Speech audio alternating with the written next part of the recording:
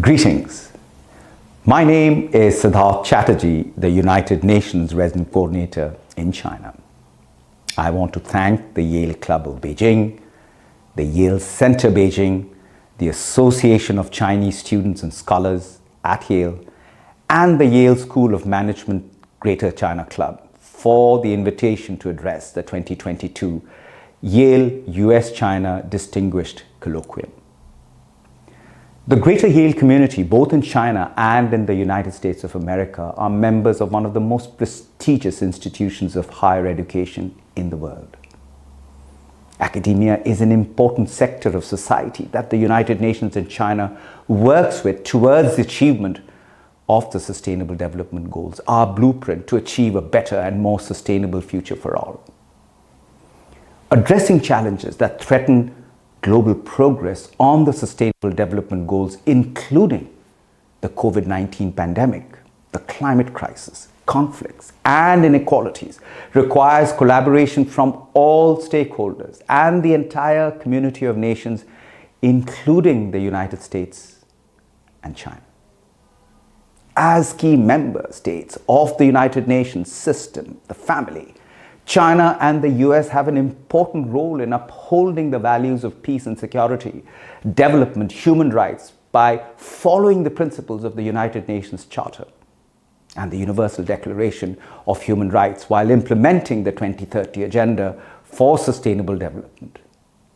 The United Nations and China has embarked on a new cycle of cooperation with the government of China in the United Nations Sustainable Development Cooperation Framework for 2021 to 2025.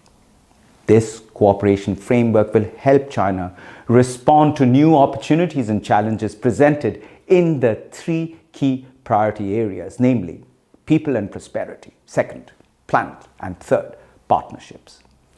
Through the implementation period of the cooperation framework, my highest priority is for the United Nations and China to support sharing of China's experiences, expertise, and resources and bring to bear these lessons for the benefit of the developing world, especially Africa, while ensuring alignment to all relevant international norms and standards.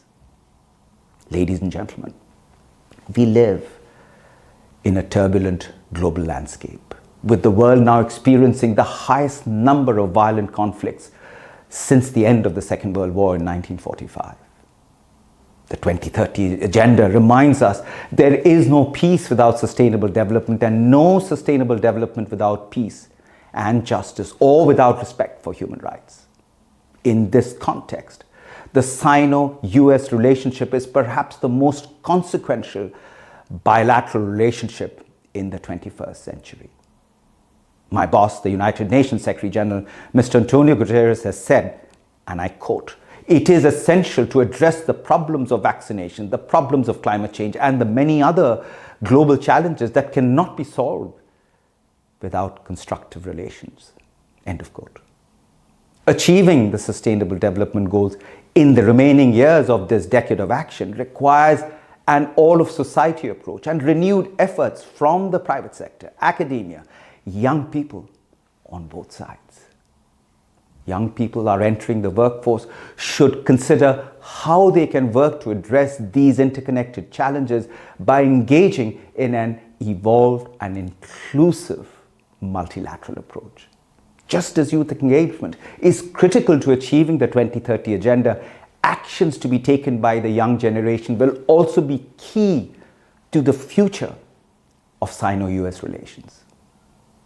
With the full normalization of diplomatic relations came the state visit of the former leader Deng Xiaoping to the United States of America, with the then President Jimmy Carter in early 1979 opening the door to scientific, technological, cultural, and educational exchanges.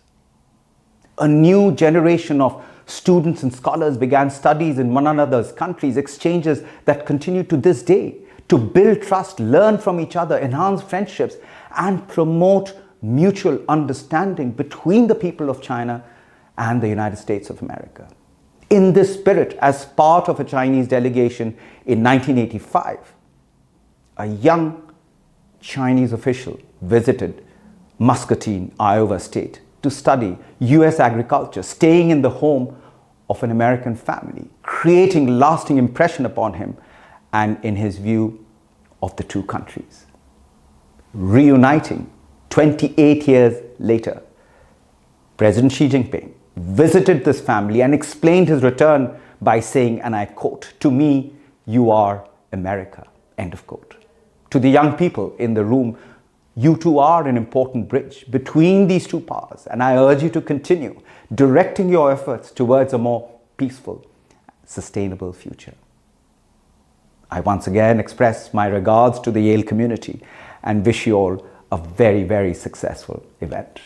Thank you very much.